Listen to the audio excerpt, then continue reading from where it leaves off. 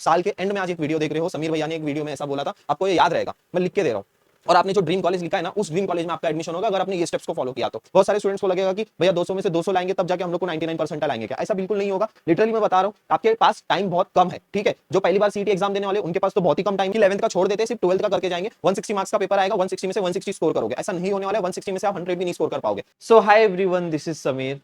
आज साल का आखिरी दिन है। आज 2024 खत्म हो जाएगा और कल से आपका 2025 एक न्यू ईयर, एक नया साल आपकी जिंदगी में शुरू होने वाला है।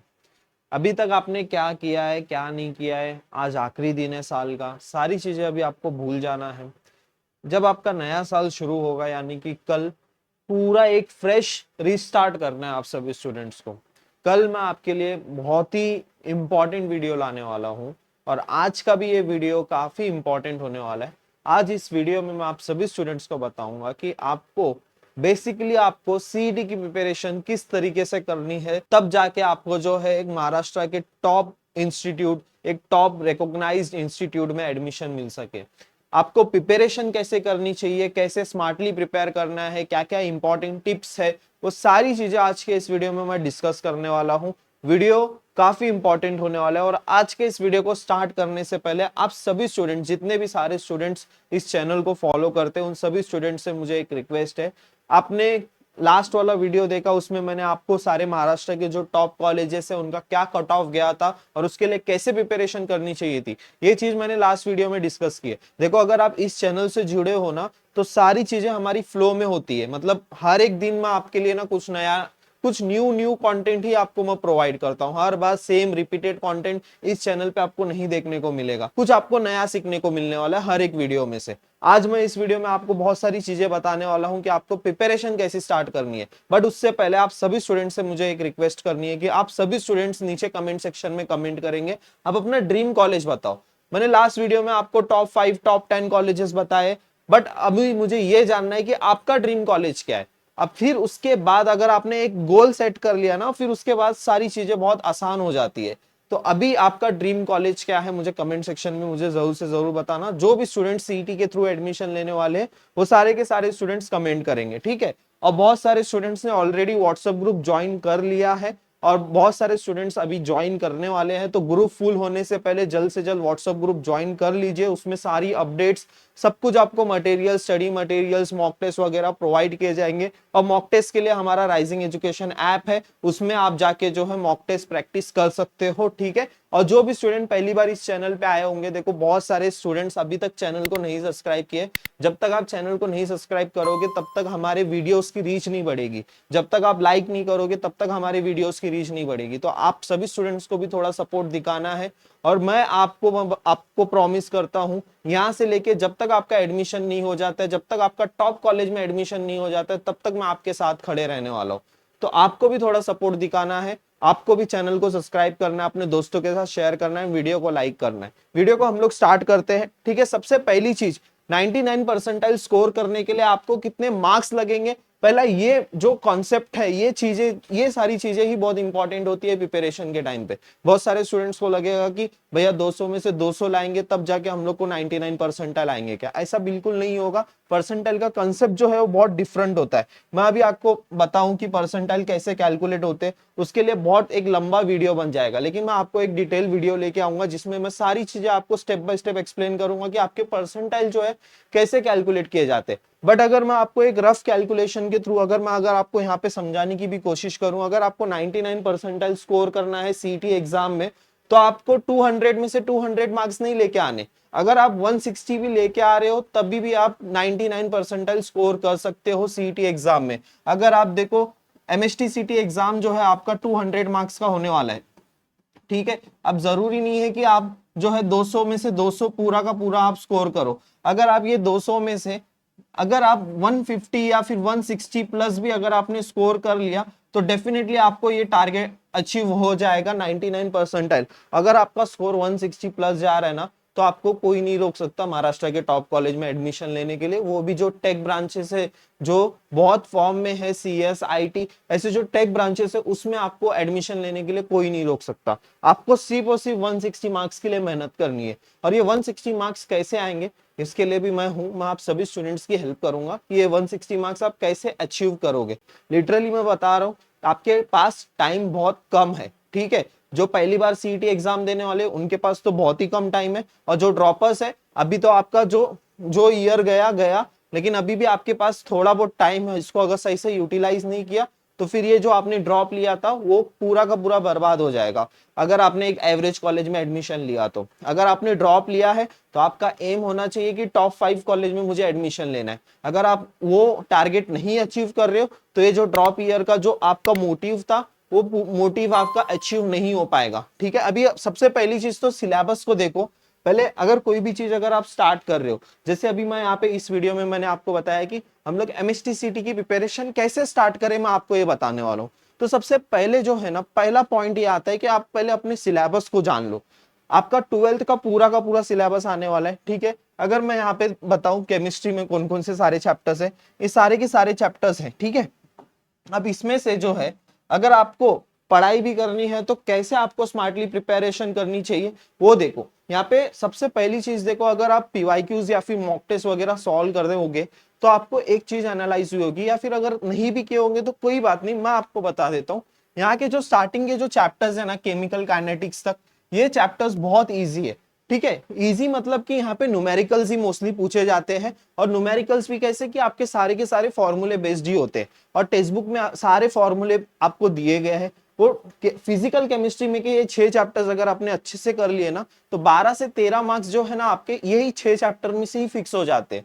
50 में से 12 से 13 मार्क्स आपके यहीं से फिक्स हो जाएंगे फिजिकल केमिस्ट्री में। बाकी के इनऑर्गेनिक केमिस्ट्री आपको करना है, इनऑर्गेनिक केमिस्ट्री के लिए देखो कोई शॉर्टकट नहीं, आपको बार बार टेक्स्ट बुक को रीड करना पड़ेगा, सारी प्रॉपर्टी, सारी यूजेस, सारे एक्सेप्शन, सारे एग्जाम्पल याद रखने पड़ेंगे, उसके लिए कोई शॉर्टकट नहीं रहने वाले। अभी ऑर्गेनिक केमिस्ट्री में देखो, ऑर्गेनिक केमिस्ट्री भी जितना आप प्रैक्टिस करते जाओगे, जितना आप रिएक्शंस को याद करते जाओगे, जितना आप सॉल्व करते जाओगे, तभी आपको ऑर्गेनिक केमिस्ट्री आने वाली है। तो पहले आपको सब सारी चीजें समझना है कि फिजिकल केमिस्ट्री को मैं कैसे प्रिपेयर करूं। अगर समझो फिजिकल केमिस्ट्री के आपके फॉर्मूलेज नहीं याद हो रहे, सॉलिड स्टेट आपने किया, सोल्यूशन आपने किया, चलो आपने थर्मोडायनेमिक्स किया, तो अब आपको सॉलिड स्टेट के फॉर्मूले याद नहीं आ रहे या सोल्यूशन के फॉर्मूले याद नहीं आ रहे, तो आपको सबसे बेस्ट तरीका मैं आपको बताऊं कि सारे फॉर्मूलेस आपके याद हो जाए, तो सबसे पहली चीज आपको क्या करना है कि एक ही पेज पे ना सारे फॉर्मूलेस लिख लो। एक चैप्टर में जितने फॉर्मूलेस आते हैं ना, उन पूरे फॉर्मूलेस को सिर्फ एक ही पेज पे लिख लो, और वो पेज जो है ना स्टिक कर लो। अभी यहाँ पे 6 चैप्टर है तो 6 पेज आपके स्टिक हो जाएंगे। अभी जब आपका फिजिकल केमिस्ट्री खत्म हो गया तो 6 पेज को बस आप देखते रहो, डेली 10 दिन देखते रहो, ऑटोमेटिकली आपके फिजिकल केमिस्ट्री के सारे आपके फॉर्मूलेस लर्न हो जाएंगे। ऐसे कुछ ना कुछ आपको ट्रिक्स यूज करना ही पड़ेगा, तभी आप अच्छा स्कोर कर सकते हो, ठीक है। अगर उसके बाद मैं फिजिक्स की मैं बात करूं तो फिजिक्स का आपका ये रहा सिलेबस, ठीक है। देखो इसमें ना कोई शॉर्टकट नहीं है कि भैया ये चैप्टर हम लोग छोड़ सकते हैं क्या, वो चैप्टर हम लोग छोड़ सकते हैं क्या। अगर आपको 160 लेके आना है ना, तो आप यहाँ पे कोई भी चैप्टर स्किप नहीं कर सकते हो। यहाँ पे सिलेबस देखो, 12th का पूरा आने वाला है आपका, ये 40 मार्क्स के क्वेश्चंस आपका ये सिलेबस में से आने वाला है, और 11th के चैप्टर्स आपके आने वाले जिसमें से 10 मार्क्स के क्वेश्चंस पूछे जाने वाले। तो इसमें सारे के सारे क्वेश्चंस आपको अटेम्प्ट करने आने चाहिए। अब मैथ्स, अभी मैथ्स में भी देखो जो कैलकुलस वाला पार्ट है ना, वो थोड़ा सा डिफिकल्ट जाता है सभी स्टूडेंट्स को, ठीक है। क्योंकि कैलकुलस वाले पार्ट में से जैसे अभी रिसेंटली जो है ना जेई लेवल के क्वेश्चंस पूछे जा रहे, और लाइन, प्लेन, 3D वेक्टर्स, यहाँ से भी जो है ना थोड़े जेई लेवल के क्वेश्चंस पूछे जा रहे।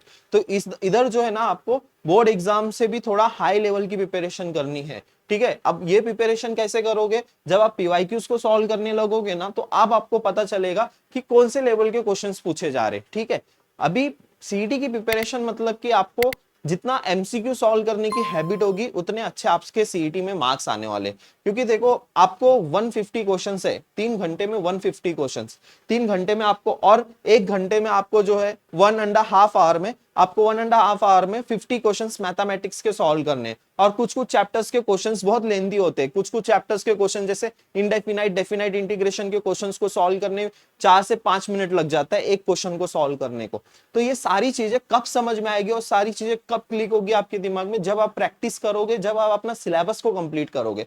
तो सबसे मोस्ट इंपॉर्टेंट है कि आप अपनी सिलेबस को कंप्लीट करो, ठीक है। यही मेरा फर्स्ट पॉइंट था कि आप अपने सिलेबस अगर आपने जान लिया है तो उसको कितने जल्दी कैसे कंप्लीट करूं, ये चीज आपके दिमाग में आनी चाहिए। यहाँ पे मैंने 12th का सिलेबस का काउंट लिख दिया है, जैसे कि हम यहाँ पे देख सकते हो यहाँ पे आप देखोगे तो 12th में कौन फिजिक्स में 16 चैप्टर्स है, केमिस्ट्री में 16 चैप्टर है, देन यहाँ पे मैथ्स में जो है आपके 15 चैप्टर्स है। अगर आप ऐसा टोटल भी करोगे तो 45 प्लस 2 कितना हो गया 47 चैप्टर्स आपके 12th के हो रहे हैं, ठीक है 47 प्लस, और यहाँ पे 10th के आपके कुछ 11th स्टैंडर्ड के कुछ टॉपिक्स है। तो ये 11th के भी आप यहाँ पे देखोगे तो ये पूरा सिलेबस जो है ना आपका 40 मार्क्स वेटेज, ये 40 मार्क्स कैरी करता है टोटल। अगर ऐसा देखा जाएगा तो ये जो 11th के फिजिक्स केमिस्ट्री मैथमेटिक्स ये 40 मार्क्स कैरी करता है।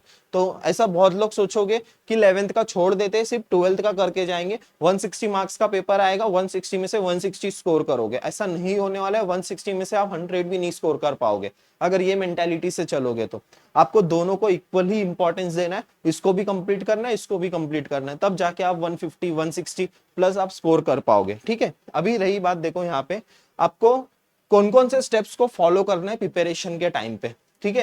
ये सारी चीजें ना बहुत अच्छे से देख लो, एक बार वीडियो को अगर आपने देख लिया और ये सारी चीजें आपने फॉलो की ना, मैं आपको गारंटी दे रहा हूं जब आपकी काउंसलिंग स्टार्ट होगी जून जुलाई में, जब आपका एडमिशन होगा, तब आप एक महाराष्ट्र के टॉप कॉलेज में होंगे। आज आप ये वीडियो देख रहे हो, साल के एंड में आज एक वीडियो देख रहे हो, समीर भैया ने एक वीडियो में ऐसा बोला था, आपको ये याद रहेगा, मैं लिख के दे रहा हूँ।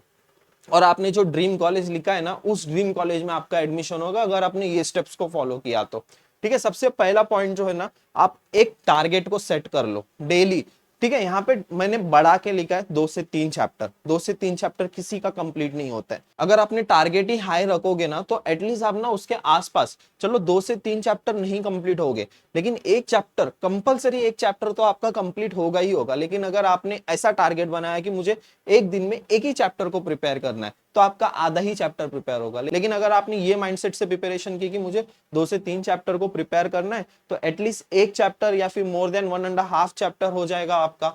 वैसे उस माइंडसेट का आपको प्रिपरेशन करनी है, पहला पॉइंट ये रहा। सेकेंड जो है आपका स्टिक टू वन बुक, ठीक है। आपको बस एक ही बुक को फॉलो करना है। बहुत सारे, अब यहाँ पे एमएसटी सीटी से रिलेटेड मैं बता रहा हूँ, बहुत सारे मार्केट में बुक्स है, बहुत सारी बुक्स को फॉलो नहीं करना है। वहां पे बहुत जेई लेवल के क्वेश्चंस, बहुत ही एडवांस लेवल के क्वेश्चंस वगैरह पूछे जाते हैं और उसमें आप अपना टाइम वेस्ट करते हो और एक ही टॉपिक को आप पूरा दिन दे देते हो। ये सब नहीं करना है, आपको बस एक ही बुक को फॉलो करना है और वो एंड तक उसी बुक को फॉलो करना है, ठीक है। अगर आपको इसके ऊपर भी एक वीडियो चाहिए कौन सी बुक को फॉलो करना है, मुझे कमेंट सेक्शन में बताओ, मैं आपको बता दूंगा। उसी बुक को जो है आप फॉलो कीजिए, ठीक है। जो सिर्फ सीईटी से रिलेटेड हो वैसी क्वेश्चन आपको सॉल्व करने हैं। और हमारा एक बैच भी आने वाला है, बूस्टर बैच, जहां पे आपको लास्ट 2 इयर्स के सारे क्वेश्चंस मैं आपको प्रोवाइड करने वाला हूं विद डिटेल सोल्यूशन।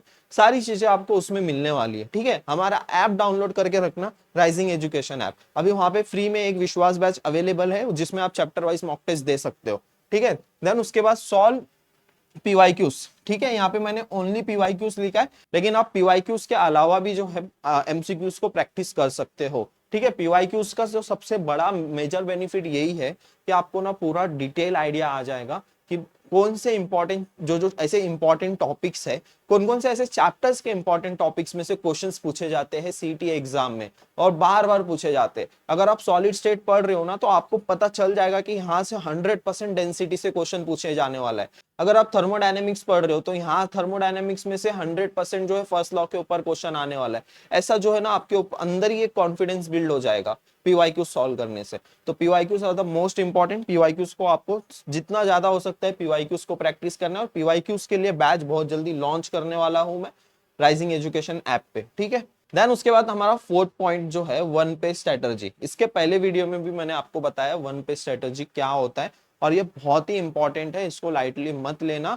क्योंकि जिस दिन आप एग्जाम देने जाओगे, 19 अप्रैल से आपके एग्जाम है, जिस दिन आप एग्जाम देने जाओगे उसी एक ही दिन में और उसी 3 घंटे में सिर्फ आपको फिजिक्स केमिस्ट्री मैथमेटिक्स इन तीनों सब्जेक्ट्स के जितने सारे फॉर्मूलेज है, जितने सारे डेरिवेशंस है, जितने सारे आपको कॉन्सेप्ट्स है, उन सबको आपको एट अ टाइम उस 3 घंटे में आपको याद आने चाहिए, तभी आप सीटी एग्जाम में और एमसीक्यूज को सॉल्व कर पाओगे।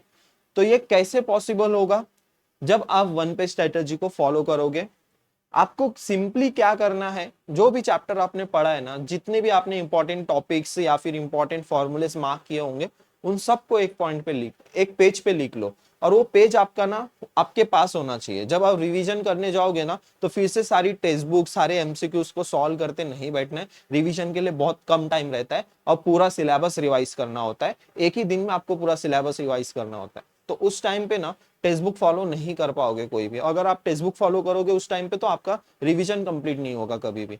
तो ये चीज याद रखना, ठीक है। आपको वन पे स्ट्रेटजी बनानी है सारे चैप्टर्स का, और एक फॉर्मूला शीट होना तो कंपलसरी ही है। फॉर्मूला शीट आपको अभी से ही बनाना है, ठीक है। डेरिवेटिव्स के सारे फॉर्मूलेस अच्छे से लिख लो, इंटीग्रेशन के लिख लो, और ऐसे फिजिकल केमिस्ट्री के लिख लो, फिजिक्स के लिख लो। सारे फॉर्मूलेस आपके पास होने चाहिए, और एक फॉर्मूले की अलग से एक नोटबुक बनाना, ठीक है। और बार बार उसको लिख लिख के ना प्रैक्टिस करना, या फिर अगर मैथ्स के कुछ, अगर आपको कैलकुलस वाला पार्ट डिफिकल्ट जाता है ना तो एक चार्ट पेपर बना लो मैथ्स के लिए, और उस चार्ट पेपर में सारे कैलकुलस के फॉर्मूले लिख लो, ठीक है। ये कुछ इंपॉर्टेंट 5 पॉइंट्स थे जो आपको बहुत हेल्प करेंगे आपके प्रिपरेशन के लिए, ठीक है। और इन 5 पॉइंट को फॉलो करके आप अपने ड्रीम कॉलेज को क्रैक कर सकते हो। कल काफी इंपॉर्टेंट वीडियो लेके आ रहा हूँ, चैनल को सब्सक्राइब करना मत भूलना। और अगर अभी तक आपने राइजिंग एजुकेशन का ऐप नहीं डाउनलोड किया, जल्द से जल्द हमारा ऐप डाउनलोड कर लीजिए। वहां पे भी सारी अपडेट्स आपको मिलते रहेगी, और व्हाट्सएप ग्रुप जरूर से जरूर ज्वाइन करना। और प्लीज चैनल को सब्सक्राइब करो ताकि इस चैनल की थोड़ी सी रीच बढ़ सके। एंड वीडियो पसंद आए तो वीडियो को लाइक जरूर करना। मिलते हैं फिर नेक्स्ट वीडियो में, and thank you so much.